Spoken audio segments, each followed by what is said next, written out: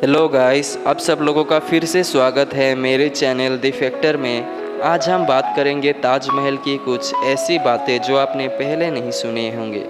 400 साल पहले बनाई जाने वाली ये बिल्डिंग, जहां अपने दौर के सबसे बड़ी और सबसे शानदार बिल्डिंग हुआ करती थी, वही आज इसको दुनिया का 7वां अजूबा भी माना जाता है। इस आलीशान महल को बनाने में 20,000 मजदूरों ने दिन रात खून पसीना बहाया, वो भी 1-2 सालों के लिए नहीं बल्कि पूरे 22 सालों तक। अगर आज की दौर में इसकी कीमत की अंदाज़ा लगाई जाए तो ये अनमोल मकबरा हैरतअंगेज़ तौर से 1 बिलियन यूएस डॉलर यानी लगभग 8,500 करोड़ से भी ज़्यादा महंगा है। क्योंकि इस बिल्डिंग में मुग़ल आर्किटेक्टों ने अपने हुनर की कुछ ऐसी निशानियां छोड़ी थी जिनकी दुनिया के टॉप इंजीनियर्स भी आज तक तारीफ़ करते हैं। इस बिल्डिंग को ऐसे डिज़ाइन किया गया कि जब मेन गेट के पीछे से इसको देखा जाता है तो ये काफ़ी बड़ी लगती है, लेकिन जैसे ही मेन गेट की तरफ बढ़ा जाता है तो ऑटोमेटिकली इसका साइज़ छोटा होता जाता है। दिमाग को चकरा देने वाली ये कोई पहली ट्रिक नहीं थी जो मुग़ल आर्किटेक्टों ने इस्तेमाल की हो। इसके गिर्द चारों मीनारों को बिल्कुल सीधा खड़ा नहीं किया गया, बल्कि ये मीनार बाहर की ओर थोड़ी झुकी हुई है, क्योंकि अगर इसको सीधा खड़ा किया जाता तो दूर से देखने पर ये अंदर झुके हुए लगते। इन मीनारों को बाहर की तरफ झुकाने का और एक रीज़न भी था, और वो ये था कि ख़तरनाक अर्थक्वेक के टाइम ये मीनार गिरे भी तो ये बाहर की ओर गिरकर ताजमहल पर एक आँच भी ना आने दे। लेकिन आखिर माजरा क्या था कि इसको बनाने वाले इस पर एक आँच भी बर्दाश्त नहीं कर सकते थे। ताजमहल के वो कौन कौन से राज थे जिनको 400 साल पहले छुपाने की कोशिश की गई थी, और जब उस दौर में कंक्रीट या स्टील ही हुआ नहीं करता था तो आखिर इस आलीशान महल और इस पे मौजूद 40 मीटर ऊंचे डोम को कैसे बनाया गया। ये सब और इससे भी ज़्यादा आप जान सकेंगे आज के इस स्पेशल वीडियो में। दोस्तों, ये मामला स्टार्ट हुआ था 1607 में, जब इंडिया में मुग़ल एम्पायर का रूल चलता था। उस दिन मुग़ल शहंशाह का सबसे छोटा बेटा शहाबुद्दीन मोहम्मद खुर्रम 15 साल का हो चुका था, और उसी की सेलिब्रेशन के लिए आगरा फोर्ट में एक आलीशान पार्टी रखी गई थी। खुर्रम मुग़ल शहंशाह को सबसे ज़्यादा प्यारा था, इसलिए उसके हर बर्थडे पर उसको हीरे जवाहरातों के साथ तोला जाता था। यानी जितना वज़न शहज़ादा खुर्रम का होता था उतना ही खजाना उसके नाम कर दिया जाता था। लेकिन इस जन्मदिन पर कुछ और ही खास होने वाला था। मुग़ल शहंशाह ने शहज़ादे खुर्रम की शादी अपने एक वकील की बेटी के साथ कर दी, जिनको मुमताज़ महल के नाम से जाना जाती है। मुमताज़ और खुर्रम को पहले दिन ही एक दूसरे से बेइंतहा मोहब्बत हो चुकी थी, और उस वक्त ये किसी को मालूम नहीं था कि इस मोहब्बत का बोलबाला हमेशा के लिए रहने वाला है। अगले 10 सालों तक शहज़ादे ने ढेरों जंग लड़ी और उन पर भरपूर कामयाबी भी हासिल की। इसी वजह से शहंशाह ने खुश होकर उनको शाहजहाँ नाम दे दिया, जिसका मतलब है दुनिया का बादशाह। शाहजहाँ की टोटल 6 बीवियाँ थी जो आगरा फोर्ट के हरम में ही रहती थी। इन 6 में से शाहजहाँ सबसे ज़्यादा मोहब्बत मुमताज़ से ही करते थे। वक्त तेज़ी से गुज़रता जा रहा था और 4 सालों की बात यानी 1621 में शहंशाह जहांगीर अचानक चल बसे। शाहजहाँ, जो पहले से ही मुग़ल एम्पायर में खासा फेमस हो चुका था और जो शहंशाह का चहीता बेटा भी था, 1628 में यानी बाप के गुज़रने की 7 साल बाद वो शहंशाह की कुर्सी संभाल ली। पूरी मुग़ल सल्तनत अपने नए शहंशाह से बेहद खुश थी। ये वो पीरियड था जब मुग़ल एम्पायर अपने पीक पर थी, यानी पूरे इंडिया पाकिस्तान के साथ साथ अफ़गानिस्तान के भी कई हिस्सों में मुग़ल एम्पायर का राज हुआ करता था। सारे फैसले शाहजहाँ खुद करता था, जबकि मुमताज़ पीछे रहकर शाहजहाँ को मशवरा दिया करती थी। गद्दी संभाले अभी 1 ही साल हुआ था कि एक बार फिर से मुग़ल एम्पायर को दुश्मनों का सामना करना पड़ा। अगले 2 साल जंग चलती रही और शहंशाह को इस जंग में भी भरपूर कामयाबी नसीब हुई। लेकिन शाहजहाँ अभी इस कामयाबी का जश्न मनाते कि उनको एक अफसोस भरी खबर मिली। मुमताज़, जो शाहजहाँ की चौथे बच्चे को जन्म दे रही थी, उसकी हालत बिगड़ गई और 17 जून 1631 को इस दुनिया से चल बसी। पूरी मुग़ल सल्तनत की जश्न देखते ही देखते मोहतम में बदल गई। ये खबर जो शाहजहाँ पर आग बनकर गिरी थी, उसने तो जैसे इनकी दुनिया ही ख़त्म कर दी। शाहजहाँ की सबसे पहली मोहब्बत और उनकी सबसे अजीज़ बीवी मुमताज़ महल इस दुनिया से जा चुकी थी। कहा जाता है कि इस गम की परछाई ने शाहजहाँ को काले अंधेरों में ढकेल दिया था।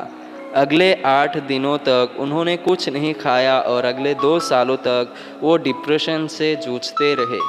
मुमताज़ महल ने मरने से पहले एक आखिरी ख्वाहिश की थी। वो चाहती थी कि उनकी कब्र दुनिया के सबसे खूबसूरत मकबरे में बनाई जाए। इस टास्क को और मुमताज़ महल की आखिरी ख्वाहिश को पूरा करने के लिए शाहजहाँ ने अपनी सारी दौलत और पूरी ज़िंदगी वक्फ करने का इरादा कर लिया। मुमताज़ के गुजरने के 6 महीने बाद यानी 1632 में ही ताजमहल की कंस्ट्रक्शन का काम शुरू कर दिया। करीब 20,000 मज़दूरों को पूरी सल्तनत से इकट्ठा किया गया और शहंशाह की हुक्म से उन मज़दूरों को आगरा बुला लिया गया। क्योंकि मुमताज़ की कब्र यमुना रिवर के बराबर में मौजूद थी, इसी वजह से इस जगह पर दुनिया की सबसे खूबसूरत बिल्डिंग बनाना काफ़ी मुश्किल टास्क था। रिवर के किनारे ज़मीन काफ़ी सॉफ्ट होती है और अगर यहाँ खुदाई का काम किया गया तो पानी का बहाव ताजमहल की फाउंडेशन को भी नुकसान पहुँचा सकता था। इस मसले से निपटने के लिए मुग़ल इंजीनियर्स ने यहाँ सबसे पहले ज़मीन के अंदर कई कुएं खोदना शुरू किए। मज़दूर ये कुएं तब तक खोदते रहते जब तक उनको खुश्क ज़मीन नज़र नहीं आती थी। उन कुओं को पत्थरों और गारे से भरा गया और फिर उसके ऊपर पत्थरों के बड़े बड़े कॉलम्स खड़े किए गए। इस सारे काम को अंजाम देने के लिए मज़दूरों के साथ साथ हाथियों की एक बहुत बड़ी फ़ौज को भी इस्तेमाल किया गया। मुग़ल इंजीनियर्स की ये ट्रिक काम कर चुकी थी और अब एक ऐसी मजबूत फाउंडेशन तैयार थी जो नरम ज़मीन पर भी फौलाद बनकर खड़ी थी। फाउंडेशन के बाद अब बारी थी एक ऐसी बिल्डिंग डिज़ाइन की जो आज तक पहले किसी ने भी ना देखा हो, एक ऐसा डिज़ाइन जो पिछले सारे रिकॉर्ड्स तोड़ डाले। ताजमहल के डिज़ाइन के आइडिया शाहजहाँ ने अपने बाप दादा के मकबरों से लिया था। बाप के मकबरे से मीनारों का आइडिया लिया गया, दादा के मकबरे से बिल्डिंग कोर का आइडिया लिया गया और अपने अंकल के मकबरे से डोम का आइडिया लिया गया था। जब इन सबको कॉम्बाइन किया गया तो एक शानदार और आलीशान डिज़ाइन उभर के सामने आया। बिल्डिंग की स्ट्रक्चर को बनाने के लिए लाखों नहीं करोड़ों की ईंटें मौके पर ही बनाई गई। ये सब इतना आसान नहीं था और इसमें बेशुमार पैसे भी बहाए जा रहे थे। हर गुजरते दिन शाही खजाना तेज़ी से खाली हो रहा था, लेकिन शाहजहाँ को किसी चीज़ की परवाह नहीं थी। उनको ये काम हर कीमत पर कंप्लीट करना था। कहा जाता है कि ताजमहल के कंस्ट्रक्शन में इतना ज़्यादा लोग लगाए गए थे कि इनकी वजह से आसपास के इलाकों में खाना पीना ख़त्म हो गया था। 20,000 मज़दूरों और कारीगरों की डिमांड पूरी करने के लिए आसपास के तमाम इलाकों से अनाज आगरा मंगा लिया था। कई सालों की मेहनत के बाद बिल्डिंग का स्ट्रक्चर बन के रेडी हो चुका था और अब बारी थी इसको मार्बल से सजाने की। सजाने के लिए मार्बल्स को आगरा से 400 किलोमीटर दूर राजस्थान से लेके आना था, क्योंकि वहाँ का मकराना मार्बल आज तक दुनिया का फाइनेस्ट मार्बल माना जाता है। शाहजहाँ ने ताजमहल के लिए पूरा मकराना मार्बल रिजर्व कर लिया था, यानी जब तक ताजमहल की डिमांड पूरी नहीं हो पाती तब तक किसी को भी ये मार्बल खरीदने की इजाज़त नहीं थी। 1,000 हाथियों की मदद से 1,000 टन वजनी मार्बल राजस्थान से आगरा मंगाया गया। ताजमहल के ये खूबसूरत डोम इतना बड़ा है कि इसका अंदाज़ा सिर्फ आँखों से देखकर ही लगाया जा सकता है। आजकल इस तरह की डोम बड़ी आसानी से स्टील स्ट्रक्चर पर बनाए जा सकते हैं, लेकिन 400 साल पहले 40 मीटर ऊंचे डोम को बनाने में उनके पास सिर्फ पत्थरों का ही सहारा था।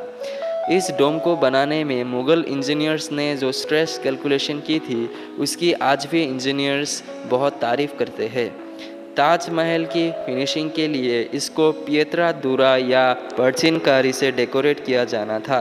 पिएट्रा दूरा एक ऐसी कलाकारी को कहा जाता है जिसमें कीमती पत्थरों को मार्बल के अंदर तराश कर लगाया जाता है। मार्बल को बड़ी महारत और बारीकी से कीमती पत्थरों के शेप के हिसाब से तराशा जाता है और फिर उसमें पत्थर को ग्लू की मदद से चिपकाया जाता है। ताजमहल में इस्तेमाल होने वाली ग्लू कोई आम ग्लू नहीं थी। काफ़ी रिसर्च और लैब टेस्ट के बाद मालूम पड़ा कि ये ग्लू शीरा, लेमन जूस और मार्बल पाउडर को मिलाकर बनाई जाती थी। वही सेम ग्लू आज भी ताजमहल के रिनोवेशन के लिए इस्तेमाल की जाती है। ताजमहल की खास बातों में एक बात ये भी है कि ये दिन में 4 बार अपने रंग बदलते हैं। सूरज निकलने से पहले ये बिल्कुल ब्लैक शेड देता है। सूरज निकलने के बाद ये लाइट येलो और पिंक शेड देता है, जबकि दोपहर के वक्त ताजमहल की खूबसूरती का नया रुख देखने को मिलता है। नीले आसमान पर जैसे मोती चमक रही हो और सनसेट की वक्त पूरी बिल्डिंग गोल्डन कलर की दिखाई देती है। पूरे 22 सालों के बाद सन 1654 में ताजमहल के कंस्ट्रक्शन का काम कंप्लीट कर लिया गया। शाहजहां अपनी बीवी की याद में दुनिया का सबसे खूबसूरत मकबरा बनाने में कामयाब हो चुका था। शाहजहां ने इस आलीशान इमारत का नाम अपने पसंदीदा बीवी के याद में ही रखा। मुमताज़ महल से इसका नाम ताजमहल रख दिया गया। हर साल शाहजहां मुमताज़ की एनिवर्सरी पर यमुना रिवर के ज़रिए ताजमहल पर जाया करते थे। ये ताजमहल की ऐसी एंट्रेंस थी जिसको सिर्फ शाही ख़ानदान के लिए ही बनाया गया था। इस एंट्रेंस की दीवारों पर ऐसी स्कल्पचर डिज़ाइन की गई जो शायद शाही आँखों के देखने के लिए ही था। शाहजहां का ये महंगी प्रोजेक्ट कंप्लीट तो हो चुका था, लेकिन इसने मुग़ल सल्तनत को तबाही के किनारे ला खड़ा किया। 4 सालों के बाद यानी 1658 में शाहजहां और मुमताज़ के अपने ही बेटे ने शाही तख्त उलट दिया और खुद मुग़ल एम्पायर का शहंशाह बन गया। शाहजहां जो पिछले 30 सालों से इस तख्त पर राज कर रहे थे, उसको कैदी बनाकर आगरा फोर्ट में ही बंद कर दिया गया। सिर्फ एक फैसिलिटी ऐसी थी जो शाहजहां को दी गई और वो ये थी कि जिस कमरे में उसको बंद किया गया था उसकी खिड़की से वो ताजमहल को देख सकते थे। 8 साल कैद में रहने के बाद 74 ईयर्स की एज में शाहजहां भी इस दुनिया को अलविदा कर गए। शाहजहां का अब मुमताज़ से मिलने का वक्त आ चुका था और उनको भी ताजमहल में ही दफन कर दिया गया। उम्मीद है कि आपको ये वीडियो अच्छा लगा। अगर अच्छा लगा तो वीडियो को लाइक करें, कमेंट करें और अपने दोस्तों के साथ शेयर करें। अगर आप चैनल में नए हो तो चैनल को सब्सक्राइब करके बेल आइकन को प्रेस करें ताकि नए वीडियो आते ही आपके पास नोटिफिकेशन आ जाए। तो आज के लिए इतना ही। वीडियो देखने के लिए आप लोगों का बहुत शुक्रिया। मिलते हैं और एक नए वीडियो के साथ। तब तक के लिए धन्यवाद।